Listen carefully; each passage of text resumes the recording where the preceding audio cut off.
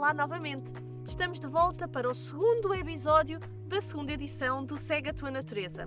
Como já deves ter percebido, nesta segunda edição estamos a aproveitar para começar a aprofundar os temas que compõem o Segue a Tua Natureza. Este segundo episódio é dedicado aos serviços dos ecossistemas e para falarmos de forma mais aprofundada deste tema tão importante e tão relevante na relação entre o homem e a natureza, viemos novamente à Reserva Natural do Estuário do Tejo, mas desta vez à margem esquerda. E já que repetimos a área classificada onde estamos a filmar, vamos também repetir o nosso convidado. Adivinham quem é? Pois é, adivinhaste. Temos connosco novamente o Mário Carmo, meu colega biólogo, que no ano passado já esteve connosco na primeira edição do Segue a Tua Natureza e que vem mais uma vez ajudar-nos a entrar um bocadinho mais em detalhe neste mundo incrível dos serviços dos ecossistemas. Olá Mário, obrigada. Olá, Sara. Mais Obrigado. uma vez. Obrigado pelo convite. Tu já és aqui da equipa Segue a Tua Natureza e já conheces mais ou menos a dinâmica. No ano passado apresentámos o conceito dos serviços dos ecossistemas de forma genérica, para que os nossos jovens percebessem realmente do que é que estávamos a falar. Conseguimos fazer assim um resumo do que é que são efetivamente os serviços dos ecossistemas na perspectiva do Millennium Ecosystem Assessment mais simples e mais direta.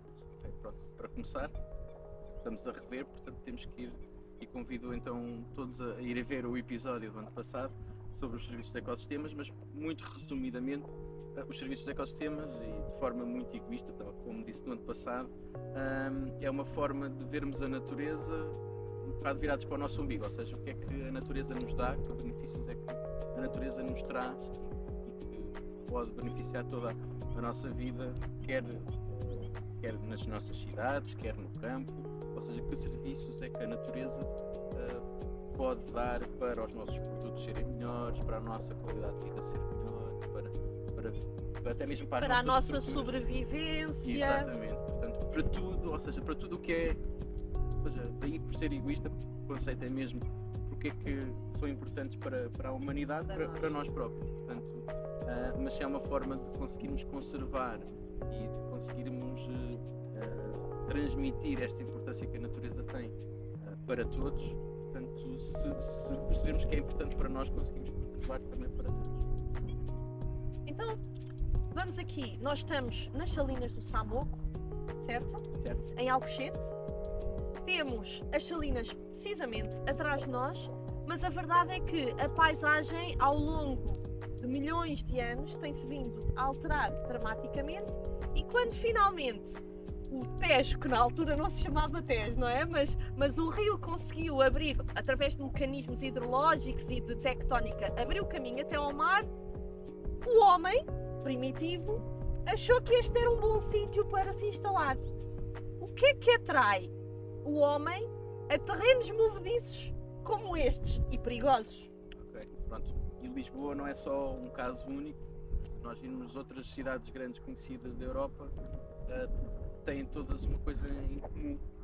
Se nós virmos Paris, se nós virmos Londres, têm todas uma coisa em comum. O Porto, também cá. Setúbal. Têm todas uma coisa em comum, que é um rio, não é? E o rio é essa natureza que nós viemos habitar, as margens do rio, para além de serem as margens serem férteis para produzir alimento, para além de ser uma via de comunicação em que nós podemos transportar as coisas, também é outra coisa importante.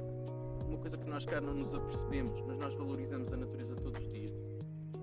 Nós quando compramos uma casa, perguntamos sempre se temos um jardim perto, se tem vista para o mar, se tem vista para a praia, se tem vista para o rio. Portanto, nós sem querer já valorizamos esta natureza intrinsecamente todos os dias. Por isso estes serviços têm um valor e também muitas vezes um valor económico que nós não nos apercebemos. E os rios, e aqui a cidade de Lisboa em particular, também temos aqui as salinas, ou seja, a produção do sal, ou seja, de um bem alimentar. Temos outras coisas aqui também no estuário que fazem com que estejamos aqui perto deste ambiente.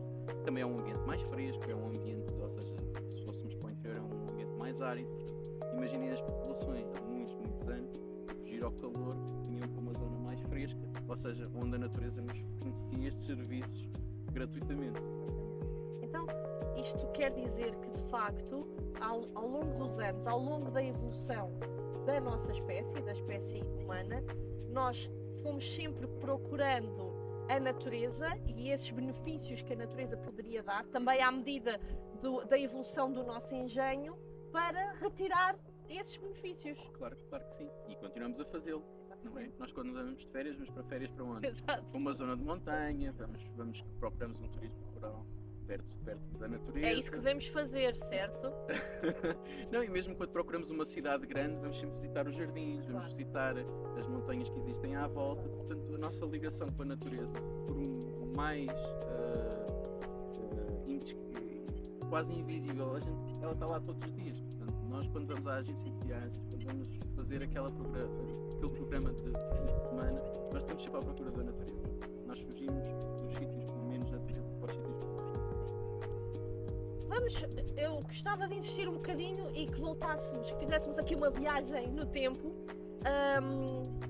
Como eu disse, eu estive a estudar, não é? Nós somos biólogos, portanto, a área da arqueologia não é tanto a nossa praia. Não é a nossa praia. Mas a verdade é que, se formos até ao limite, a montante do estuário do Tejo, a Muge, por exemplo, foram encontradas estruturas arqueológicas a que chamaram concheiros.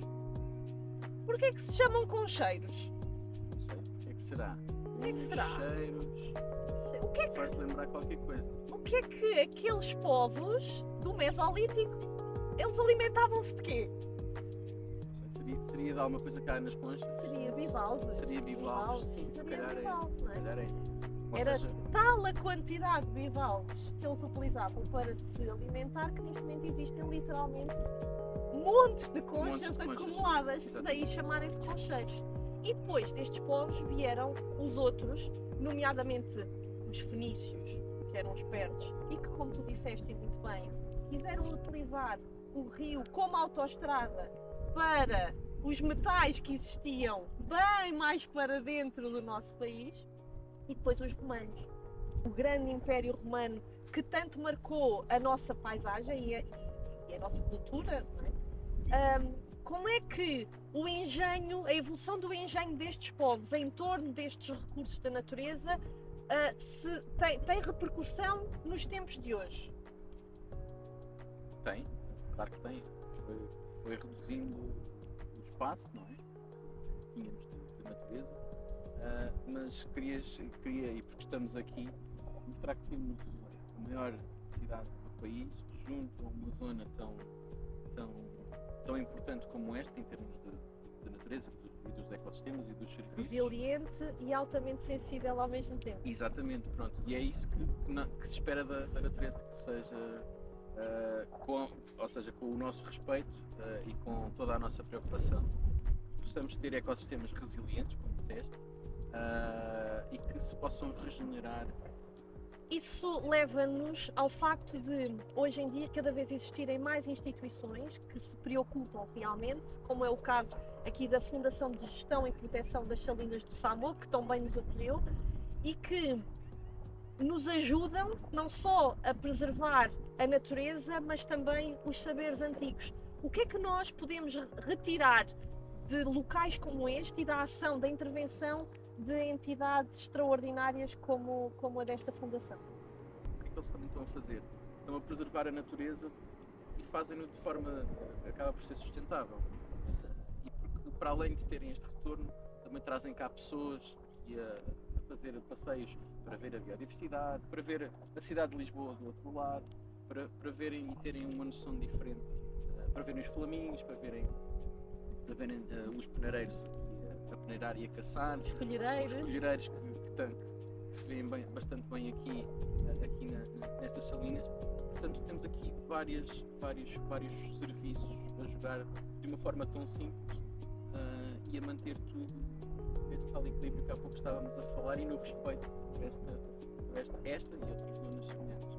Esses serviços culturais que tu falaste e muito bem, esses serviços que são imateriais, não é? Que são muito mais difíceis de medir e contabilizar, trazem nos dias que correm uma vertente quase quase não, na verdade, muito facilmente associável à saúde e ao bem-estar, não é? Vivemos numa sociedade em que os níveis de stress estão exponenciados, ansiedade, depressões, portanto, visitar estes espaços e aproveitar todas as infraestruturas e a oferta que a Fundação, esta Fundação e outras pelo país têm, pode trazer muitos benefícios para a nossa saúde.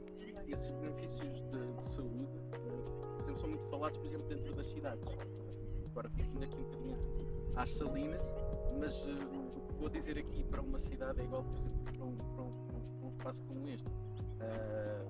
Ir a um parque, a um jardim, a uma zona verde numa cidade estimula bastante a saúde mental das pessoas que ali habitam, das pessoas que habitam ao lado. Estou a forçar A questão do imobiliário, não é? Esta temática, porque cada vez se fala mais do imobiliário, não é? E também este disparado dos valores. Mas a parte da natureza mesmo é esta questão da saúde.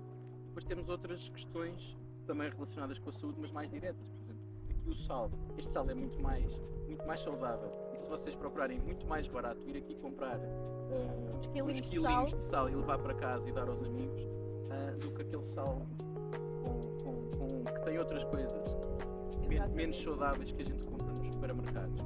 Mário, é incrível perceber que de facto numa zona povoada como esta nós temos não só este nível incrível de biodiversidade, um local extraordinário para fazer birdwatching também e para dedicarmos à nossa saúde mental, mas fica não só esta sugestão para que os nossos jovens venham visitar, mas principalmente que comecem a pensar na natureza e nestas áreas pelo seu valor identitário.